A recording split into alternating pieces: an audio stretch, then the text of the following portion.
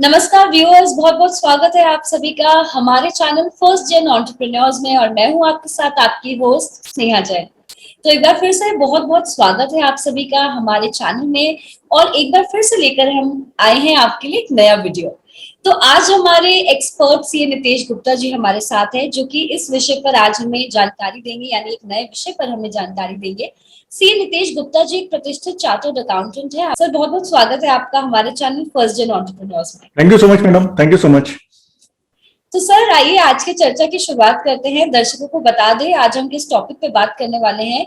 आज का जो हमारा विषय है वो है किन किन बातों का हमें ध्यान रखना चाहिए जिससे कि हमारा पीएमईजीपी लोन एप्लीकेशन अप्रूव हो जाए। जी हाँ, आज का यही हमारा टॉपिक है। इसकी शुरुआत करते हैं। हमारे एक्सपर्ट आज हमारे साथ हैं, क्योंकि आज के टॉपिक को आपको बता दें हमने 2 एपिसोड्स में बनाए हैं, जिससे कि हम अपने व्यूअर्स को फोकस तरीके से ये समझा सके कि एप्लीकेंट किन किन चीजों का ध्यान रखे पीएमईजीपी में लोन अप्रूव हो जाए ताकि उनका। तो इसीलिए आप सभी व्यूअर्स से अनुरोध है, निवेदन है कि अच्छे से समझने के लिए दोनों एपिसोड्स को लास्ट तक जरूर देखें। तो सर शुरुआत करते हैं। आपसे सबसे पहले जो हम इसी टॉपिक पर जो आपसे सबसे पहला प्रश्न पूछना चाहेंगे वो यही है कि आप हमें पीएमईजीपी स्कीम का एक बार बैकग्राउंड बताएं और इसके ऑब्जेक्टिव के बारे में भी हमें थोड़ी नॉलेज दें। Thank you so much madam, again opportunity provide करने के लिए। और क्योंकि आपके क्वेश्चन में 2 पार्ट हैं, तो पहले हम लोग बैकग्राउंड पर डिस्कस करते हैं। तो बैकग्राउंड मैडम कुछ इस तरीके से है कि ये स्कीम 15 अगस्त 2008 को नए फॉर्मेट में लाया गया इस स्कीम को। तो आज करीब करीब आप मान के चलिए कि ऑलमोस्ट 13 इयर्स होने जा रहे हैं इस स्कीम को। और अगर मैं बात करूं कि पिछले 5 साल में इस स्कीम से अराउंड 3.15 लाख यूनिट्स जो है उनको लाभ मिल चुका है। तो परोक्ष अपरोक्ष रूप से एक बहुत बड़ा नंबर है जिसको रोजगार प्राप्त हुआ है इस स्कीम से। और अगर मैं इसमें स्कीम में सफलता की दर को देखूं तो जो सबसे बड़ा चैलेंज है जो कि हमारे जो इसमें जो बेनिफिशरीज होते हैं, जो सबसे बड़ा चैलेंज फेस करते हैं, वो मैडम यही फेस करते हैं कि बैंक से उनको इस स्कीम के तहत लोन नहीं मिल पाता है। अब अगर मैं आपके साथ में नंबर शेयर करूं तो पिछले 4-5 साल में ऑलमोस्ट 14 से लेके 19% के बीच में जो है वो सक्सेस रेट रहा है। यानी कि अगर हर 100 में से 14 से लेके 19 लोगों को ही लोन मिल पाया है, तो एक बहुत बड़ा नंबर है जिसको लोन नहीं मिल पाया है इस स्कीम के तहत बैंक से।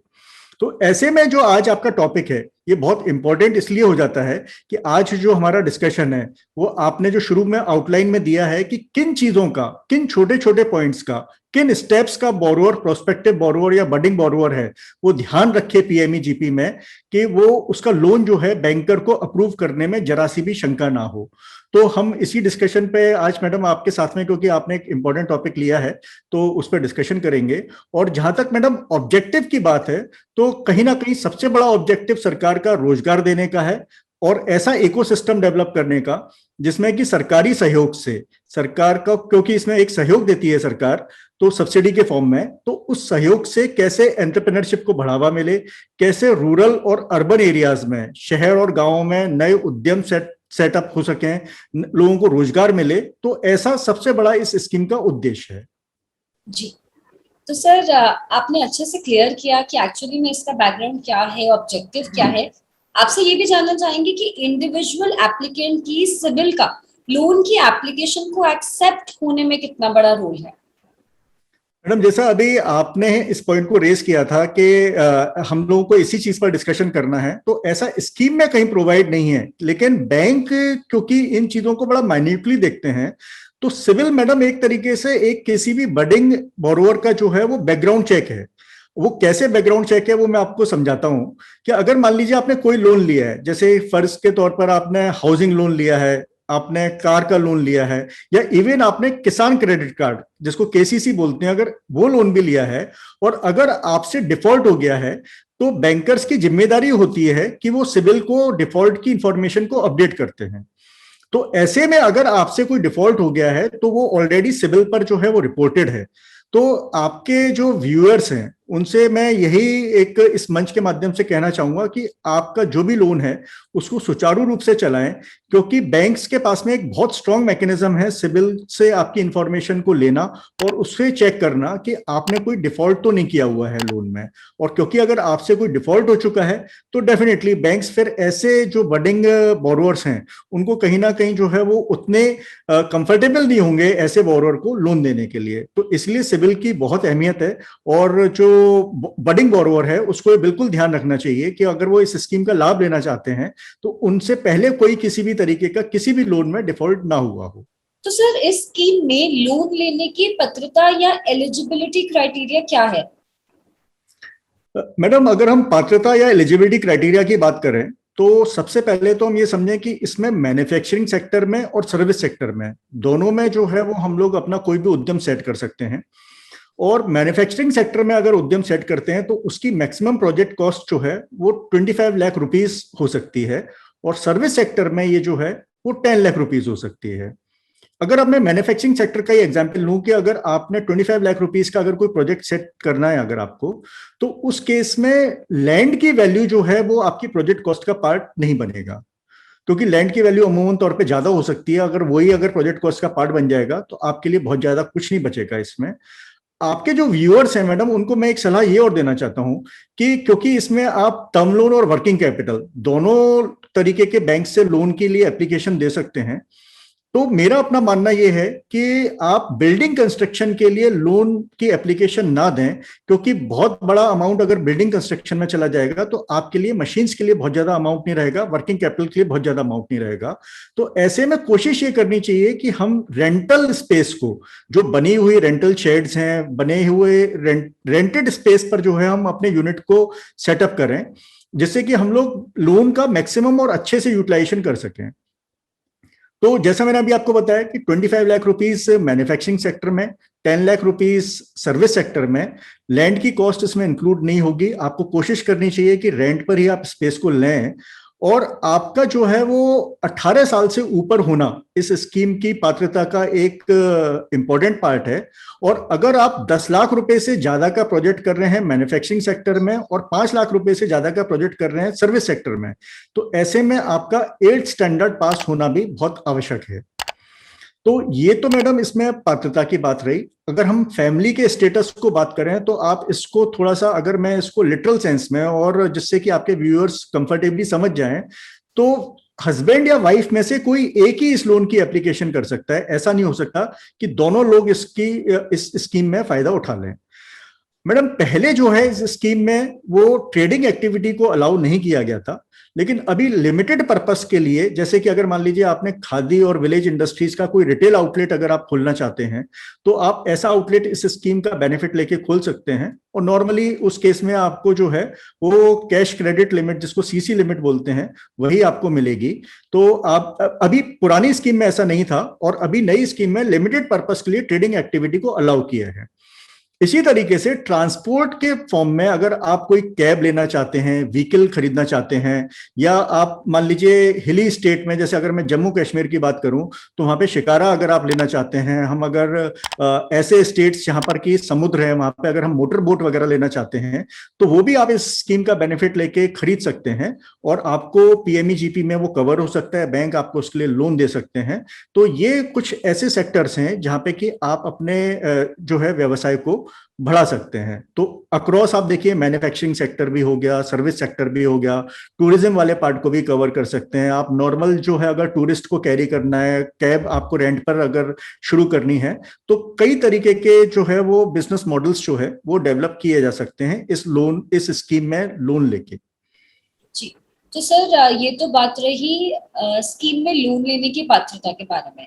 तो क्या बैंक मैनेजर, क्योंकि आगे बढ़ेंगे और बात करना चाहेंगे बैंक ब्रांच मैनेजर का क्या अधिकार है कि वो एप्लीकेशन को रिजेक्ट कर दें? मैडम, बहुत इंपॉर्टेंट क्वेश्चन है आपका, क्योंकि मेरा अपना ऐसा मानना है, क्योंकि मैंने आपको अपने शुरुआती रिमार्क्स में बताया कि ऑलमोस्ट 80 to 85% जो है वो केसेस एक्सेप्ट नहीं हो रहे हैं या रिजेक्ट हो रहे हैं। तो ऐसे में हम लोगों को अपने जो राइट्स हैं क्योंकि नॉर्मली मेरा अपना ऐसा मानना है कि बोरोवर शायद उतने अच्छे तरीके से इसको परस्यू ही नहीं कर पाते हैं। ब्रांच मैनेजर को अगर नहीं समझ में आया, उन्होंने रिजेक्ट करने की बात बोरोवर को बता दी, तो बोरोवर वहीं पे ही हतोत्साहित होकर, निराश होकर ये मान लेते हैं कि वो रिजेक्ट हो गया। लेकिन मैडम ऐसा नहीं है। जैसे मैं आपको एक पर्टिकुलर बैंक का एग्जाम्पल बताऊं, कैनरा बैंक। तो कैनरा बैंक एक ऐसी बैंक है जहां पे कि अगर आप ब्रांच में एप्लीकेशन अगर आपकी पहुंचती है, तो ब्रांच मैनेजर के पास में, क्योंकि एक गवर्नमेंट सपोर्टेड स्कीम है, तो ब्रांच मैनेजर के पास में ये राइट नहीं है कि वो इस एप्लीकेशन को रिजेक्ट कर दें। इस एप्लीकेशन को रिजेक्शन का जो राइट है, वो ब्रांच मैनेजर से एक लेवल ऊपर ही रीजंस इनको देने पड़ेंगे, और उस एक लेवल ऊपर को वही रिजेक्ट कर सकते हैं। ब्रांच मैनेजर इसको रिजेक्ट नहीं कर सकते। तो आपके व्यूअर्स के लिए मैं एक संदेश ये जरूर देना चाहता हूं कि अगर आपके प्रोजेक्ट पे आपको लगता है कि मजबूत प्रोजेक्ट है, आपका प्रोफाइल स्ट्रांग है, और जिन पॉइंट्स पे मैं भी आपके आगे आपके साथ डिस्कशन करने वाला हूं, और जिसमें लगता है कि हम उन सब चीजों पे खड़े उतर रहे हैं, तो डेफिनेटली आप ब्रांच मैनेजर के साथ भी इसको परस्यू कर सकते हैं, और उनके जो उच्च अधिकारी हैं उनके साथ भी इसको परस्यू कर सकते हैं। मैडम इसमें मैं और थोड़ा सा एडिशन करूं आपको, क्योंकि इसमें डिस्ट्रिक्ट लेवल का भी एक इन्वॉल्वमेंट होता है। तो डिस्ट्रिक्ट मजिस्ट्रेट से लेके डीएम जो है डिस्ट्रिक्ट के, उनका इन्वॉल्वमेंट है इस स्कीम को सक्सेसफुल करने में। सीडीओ जो है, जो मुख्य विकास अधिकारी हैं, उनका रोल है इस स्कीम को सक्सेसफुल करने में। इसी तरीके से जो हमारे इलेक्टेड रिप्रेजेंटेटिव या चुने हुए प्रतिनिधि, जिसमें एमपी एमएलए हैं, तो अगर आपको ऐसा लगता है कि, और आपको बहुत स्ट्रॉन्ग कन्विक्शन है कि आपका प्रोजेक्ट जो है वो अच्छा है, आपने जो है हर चीज पर आप खड़े उतर रहे हैं, तो आप इनमें से भी किसी के साथ में संपर्क कर सकते हैं। क्योंकि कई बार ये होता है कि हम लोग जो है वो बस ब्रांच लेवल से रिजेक्शन होने के बाद में हार मान लेते हैं। तो इसलिए मेरा सारे व्यूअर्स से यही, आपके जो व्यूअर्स हैं उनसे अपील करता हूं मैं, कि अगर आपको लगता है कि आपका प्रोजेक्ट अच्छा है, आप में काबिलियत है, तो आप आगे बढ़िए, स्ट्रॉन्ग कन्विक्शन के साथ में आगे बढ़िए। और जो मैंने अभी आपको जिन अधिकारियों के नाम लिए, इन तक से आप अपनी बात करके आप अपने इस लोन को लेके आप वार्ता कर सकते हैं। और अगर आप अपने पक्ष को अच्छे से रखते हैं, तो मेरे को ऐसा मानना है कि आपको सफलता जरूर मिल सकती है कि आपका लोन बैंक से जो है वो अप्रूव हो जाए। Thank you so much sir. ना केवल आपने डिटेल्स बताएं इसके बारे में, इनफैक्ट हमारे दर्शकों को, हमारे व्यूअर्स को मोटिवेट आपने जिस तरह से किया कि अगर कहीं भी कोई प्रॉब्लम आ रही है तो वहां ना रुकते हुए एक स्टेप और आगे बढ़कर अगर स्ट्रांगली वो अपना पॉइंट रखे, तो हाँ, ये लोन एप्लीकेशन उनकी एक्सेप्ट हो सकती है। तो सर आगे बढ़ते हैं, और जो अब हम अंत में इस एपिसोड के आपसे पूछना चाहेंगे वो ये है कि ईडीपी ट्रेनिंग के बारे में भी आप हमारे व्यूअर्स को जरूर बताएं। मैडम ईडीपी ट्रेनिंग जो है वो एंटरप्रेन्योरशिप डेवलपमेंट प्रोग्राम है, जो इस स्कीम का बहुत अहम हिस्सा है। वो अहम क्यों है वो मैं आपको पहले बताता हूं। क्योंकि इस ट्रेनिंग के माध्यम से, क्योंकि आप ये देखिए, जो इसमें एंटरप्रेन्योरशिप के लिए लोग जो आ रहे हैं, वो नया प्रोजेक्ट ही आप इसमें ला सकते हैं। आप इसमें पुराना प्रोजेक्ट क्योंकि नहीं ला सकते, तो आपको एक्सपीरियंस भी नहीं होता है। तो ऐसे में जो एंटरप्रेन्योरशिप डेवलपमेंट ट्रेनिंग है, तो इस ट्रेनिंग के माध्यम से आप मार्केटिंग, फाइनेंस, प्रोडक्शन, इन सब चीजों का थोड़ा थोड़ा आपको जानकारी मिलती है, जिससे कि आपको अपने व्यापार को चलाने में उतनी दिक्कत ना हो। तो इसलिए बहुत अहम हिस्सा है ईडीपी ट्रेनिंग इस प्रोग्राम का। और ये ट्रेनिंग जो है वो आपको सब्सिडी मिलने से पहले जो है वो आप इस को जो है वो ट्रेनिंग को कर सकते हैं। और जो आपने पूछा इसमें ड्यूरेशन, एक इसमें मैडम ड्यूरेशन कुछ तरीके से है कि अगर मान लीजिए आपका 10 लाख रुपीस तक का प्रोजेक्ट है, तो आपको 5 डेज की ईडीपी ट्रेनिंग करनी है। और अगर आपका 10 लाख से ज्यादा का प्रोजेक्ट है, तो उस केस में आपको 10 दिन की जो है वो ईडीपी ट्रेनिंग करनी है।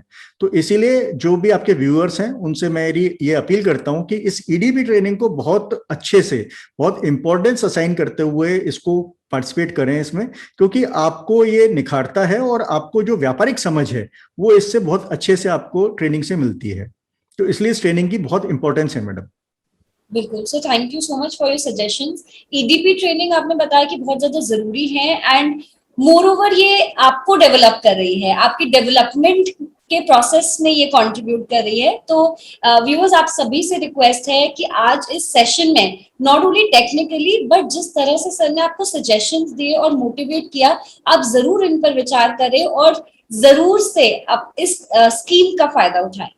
तो इसी के साथ सर, तहे दिल से आपका बहुत बहुत शुक्रिया करना चाहेंगे। आज आपने अपना कीमती समय निकालकर जिस तरह से हमें गाइड किया, और हमको बताया कि ये ट्रेनिंग प्रोग्राम कितना जरूरी है और ये किस चीज की आज हम बात कर रहे थे। दर्शकों एक बार फिर से आपको बता दें, आज का जो हमारा टॉपिक था वो ये था कि हमें किन बातों का ध्यान रखना चाहिए जिससे कि हमारा PMEGP लोन एप्लीकेशन अप्रूव हो जाए। आज सर ने डिटेल में इसकी जानकारी दी कि एक्चुअल में ये प्रोग्राम है क्या, किस तरह से आपकी लोन एप्लीकेशन अप्रूव हो सकती है, आपको किन किन बातों का ध्यान देना चाहिए। इन सारी चीजों पर जो सर आपने प्रकाश डाला उसके लिए बहुत बहुत शुक्रिया। तो दर्शकों इसी के साथ आज के एपिसोड में फिलहाल आप सभी के लिए इतना ही। उम्मीद करते हैं आपको आज का ये हमारा एपिसोड बहुत बहुत पसंद आया होगा। इसी का नेक्स्ट एपिसोड लेकर हम जल्द हाजिर होंगे। आपको बता दें कि नेक्स्ट एपिसोड में और भी ज्यादा डिटेलिंग है और आपको और ज्यादा जानकारी मिलेगी। तो आप नेक्स्ट एपिसोड अगर देखना चाहते हैं तो बेल आइकन हमारा जरूर दबाएं ताकि आपको हमारी नेक्स्ट वीडियो का अपडेट मिल जाए। उसको अंत तक जरूर देखें, तभी आपको ये स्कीम के बारे में जानकारी अच्छे से समझ आ पाएगी। तब तक के लिए इस वीडियो को लाइक करें, कमेंट करें। अगर आपको कोई भी चीज समझ में नहीं आई है या आप हमारे एक्सपर्ट सीए नितेश गुप्ता जी से कोई भी जानकारी लेना चाहते हैं तो आप हमारे कमेंट सेक्शन में लिख सकते हैं या फिर नीचे दिए गए हेल्पलाइन नंबर पर आप हमें कांटेक्ट कर सकते हैं या फिर ईमेल आईडी पर अपना मेल ड्रॉप कर सकते हैं। हम सही सजेशंस के साथ और एक सही उत्तर के साथ आप तक जरूर पहुंचेंगे। आखिर में जाते जाते एक बार फिर से आपका शुक्रिया अदा करना चाहेंगे हमारे साथ बने रहने के लिए। सर आज आप भी हमारे साथ जुड़े थे, उसके लिए बहुत बहुत शुक्रिया। आज के एपिसोड में फिलहाल इतना ही। हमें दीजिए इजाजत। नमस्कार।